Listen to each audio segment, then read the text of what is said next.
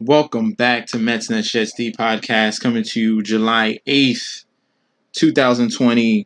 We're getting ready. We're getting closer to UFC 251 Usman against Jorge Masvidal. This historic bout. These two guys that really hate each other.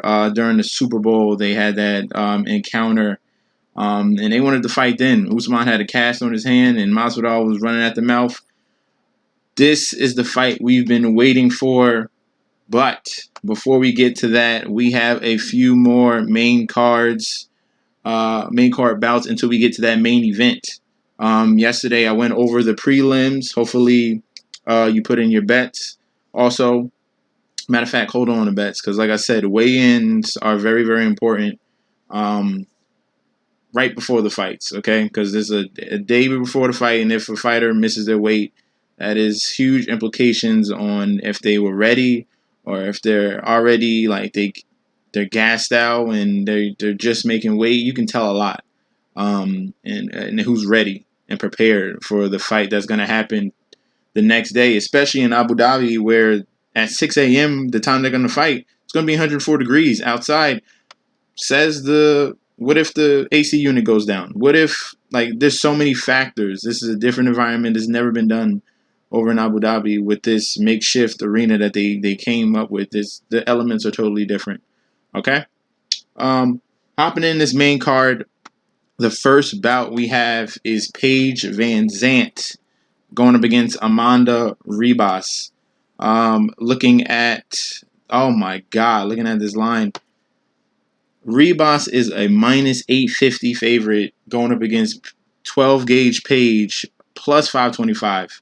Age is about the same, height's the same, and reach is pretty much the same. Going on with this bout, Vanzant, very light on the feet, great striking. She's very unorthodox with her kicking. You definitely saw that in her fight that she had against Beck. What was it? Beck Sterling? Let me see. I forgot her last name. Beck Rawlings. But after that fight, she kind of crashed hard. Lost to a rear naked chokehold against Michelle Waterson, which was surprising. She was looking good in that fight until she got taken to the ground. Jessica Rose Clark lost in that one, and then she bounced back with an armbar against Ostovich. This Paige Vanzant has been training with her husband, Austin Vanderford. He's working on the wrestling side of her game because she definitely already has to stand up in her kicking. So that's a good thing going through the pandemic. At least you have someone you can train with, definitely support you, build you up. And he's more of a bodybuilder type. As you can see right here, they're in the gym. She's in the gym. She's working out. She's ready. Boxing, lifting weights, training nonstop with her husband. So that is a benefit to her. But Amanda Rebus, on the other hand, is an absolute monster. Throws crazy combinations, just great hip tosses. There's so many factors that, let me go right here. So many factors that Amanda Rebus has that is in her favor. And that's why this line is so high at minus 835. Obviously, Amanda Rebus should win this fight. Clear. Point blank, period.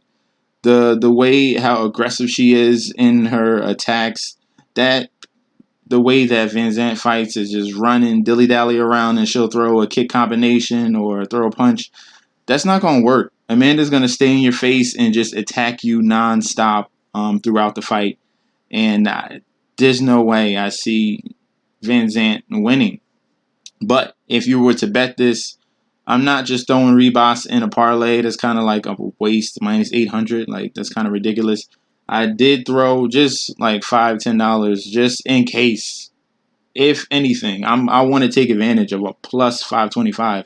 It's not like Paige Vanzant is a total scrub. She has the ability to win this fight. And obviously she's been training with her husband, who's a top-tier wrestler. So maybe she adds that to the game and gets on Rebus's back and takes her out that way. So it is possible. So you might as well take a shot that way. All right. You're not gonna put $835 to get 100 on Rebus, and you might as well just throw a little shot at Vanzant just in case. Just enjoy the fight. And if she wins, then great, you win some money. If not, that's what you expected. All right. We're moving on to the next fight. Jessica Andrade against Rose Namajunas. I love this girl, Rose Namajunas. It was a crazy, crazy fight. As you can see, this is the sequel to that shocking fight that they had before where Rose Namajunas totally dominated her. Rose is like a freaking cyborg. She fights so clean and accurate, always on the move, sticking precise jabs, very lethal with her hands. She should have won the first fight, like I said, but that freak accident, as you can see right here, if it loads, I'm going to be playing it. As you see right here, she kept doing this, Namajunas, to defend the body slams of Andrade. She kept doing the Kimura lock on the hand, and she wouldn't let go. And the fact that she didn't let go led to the part where her neck clearly lands on the mat, and that was all she wrote for that fight. Other than that, the first round dominated by Rose. There's no way that she can keep up with her on the stand-up. She's too quick. Andrade is a huge, big tank, and she likes to charge and grapple you. She's not there for the stand-up.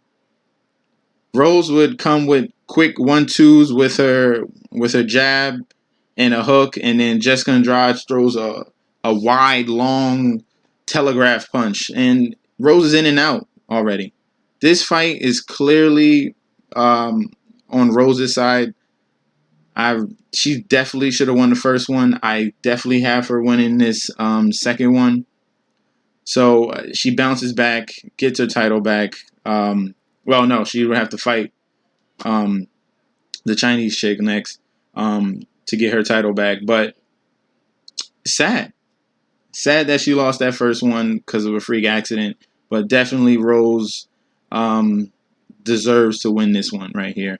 And she's coming in at a -200. Great price. I feel confident in her. She just has to avoid getting body slammed. Or you can get body slammed. Just let go of the arm. Let go of the arm. Stop with trying to turn a slam into submission. Like you messed up there. Just get slammed and then try to work body position down there on the ground. That's the best way. Because if you do that again, she got slammed the first time in the first round. Luckily, it didn't hit her neck. Second time was on point. She fought her hands, Jessica, and she took it to the next level and really made an imprint on that slam. But definitely Namajunas in this fight. Next, we got Peter Yan going up against the legend, Jose Aldo. Peter Yan, Russian, going up against this Brazilian. Let's look at their measurables. Jose Aldo, veteran in the game, 33 years old. I thought he was a little bit older, but that's how long he's been in the game. But he's going up against Peter Yan, no mercy, 27 years old. Same height, little bit of reach advantage for Aldo. Peter Yan is a very skilled boxer with tons of power. Loves to mix in his elbows and knees. Absolute Russian assassin. You don't want it with a stand-up. And in this fight, Aldo, I get it. You're a legend. You paid your dividends, man. You finally got your title shot right now since it was vacant. And technically, this is a good matchup. You got Peter Yan, rising star, going up against a legend that he deserves another title shot. But you have blemishes. You lost back-to-back to Max Holloway. I understand you beat Jeremy Stevens, and I saw that fight against Renato. But then you lose to Volkanovski and Moraes. Peter Yan can beat Moraes. I think it's just past your prime. And as you can see, Peter Yan is just too good with his striking. Great boxing right there. He keeps his guard high, and he just packs a ton of power. This fight against Faber was so easy, and in the clinch, he makes sure he gets his attacks. Gets the punch and then finishes him with that left kick. Very, very dangerous. Peter Yan, I got in this fight against the legend Jose Aldo. I respect him, but this man is just on another level right now. Give me Peter Yan. Then next, not last but not least, before the last, the co-main event, Alexander Volkanovski against Max Holloway. This one is a total toss-up. I'm not sure which way to go. In that first fight, it was a classic striking match. Didn't go to the ground. Max Holloway has advanced takedown defense. Alexander Volkanovski used to be 245 pounds. He used to be a rugby player. And now, from 245, now he's just a shredded cut 145 and tank. So, stocky legs, but he's short. And with more reach than Max Holloway, which is so weird. It doesn't make any sense. They were so evenly matched in this. Alexander Volkanovski obviously won because of those leg kicks that he kept chopping. And Max Holloway was very tentative, wouldn't come forward because he needs output. That's how Max Holloway wins. He just outpunches you, outworks you. And Alexander Volkanovski was able to stagger him enough where in every round, Holloway wasn't coming forward. He would have his exchanges, but he wasn't putting that consistent pressure on him. Until that fifth round, you saw Max Holloway still looking fresh. He was a champion at that time. Still looking fresh, still trying to win that fifth round, but the other 4 rounds was just too much. That when you looked at the body count of the leg kicks, was like 60 of them. It was too much. It was clear that Alexander won because Max Holloway didn't do anything else but strike head into the body, and that was pretty much it. Volkanovski won by the judges in that fight, and that's why it has to change. It has to change in this second bout. Max Holloway has to check those leg kicks. I'm trying to figure out what he can do next to throw off Volkanovski. And then you got Volkanovski's coach coming out, and we're not even watching that game tape of the first one. We know we got to do something different. So he's already ready. Alexander Volkanovski is ready. This man hasn't even lost since 2013. Look at this man's record now. This man is just a winner. He has not lost in the UFC. He hasn't lost since I'm scrolling.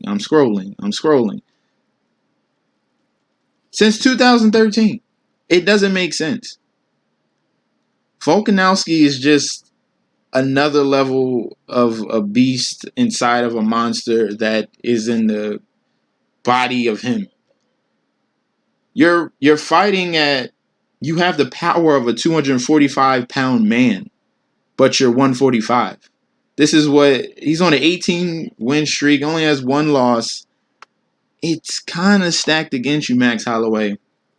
Unless you can somehow, I don't know what you can do. You got to check those leg kicks, but still, Volkanovski is going to stay in your face, and he's quick. He's straight, direct punches to the face. He's going to tag you, and your long limbs is going to take a little bit. It's going to take longer to get to him because he doesn't let you get space. He's going to stay in front of you, and he's willing to take a punch, and he's going to beat you with 2 quicker punches. Max Holloway, I love you. You're a legend. I want to pick you. You have great odds currently right now. If you check on DraftKings, I don't see you can take advantage another way. Okay, since this fight is such a toss-up between Alex Volkanovski and Max Holloway. I definitely see this fight going to the 3rd round. Definitely see it going to the. So if you choose over 2.5, I would take that. Other than that, I'm just taking Alex Volkanovski for the win. It's a toss-up. It could change. Maybe weigh in. Maybe Volkanovski looks worse, if possible. But I think it's just too much. Too much for Max Holloway. I'm sorry. You're going to have to look for another fight after this loss. But I got Alexander Volkanovski. So those are my choices so far. I'm going to hold off on the Kamaru Usman and Jorge Masvidal championship main event fight till tomorrow. Definitely tune in tomorrow. I'm going to have some in-depth analysis for you on that fight. It's such a big fight. It deserves its own video. So basically, I just gave you Amanda Rebus, Rose Namajunas, Peter Yan, and Alexander Volkanovski. And if you want to take a shot on some big underdog, just throw a few dollars at Paige Vanzant. Enjoy the fight. But you know what's going to happen. You know what's going to happen. All right?